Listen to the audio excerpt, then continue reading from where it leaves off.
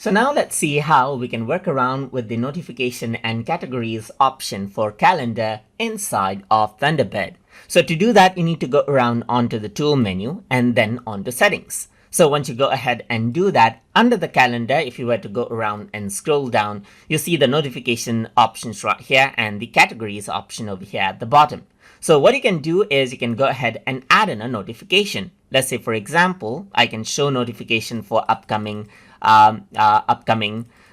events. Let's say, for example, by default on 10 minutes right here. You can also go ahead and add in categories. Let's say, for example, I can go ahead and use a particular color. For example, I'm going to go around and use red and say, let's say, for example, sample event right here.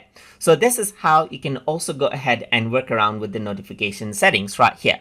You can also go ahead and add in more notifications, as you can see right here, for the events that is happening. So if I were to go around over here onto the calendar now, and if I were to go around create a new event, then you can see that this is what you have. So for each event, the notification is added in, and you also go around over here onto, let's say, for example, the category section, and you can see the sample event category right here, just like this. And that is how you can go ahead and work around with notification and categories option inside of Thunderbird and change it how you like it to be. So if you guys learned something, as always, please like, comment, share, and subscribe.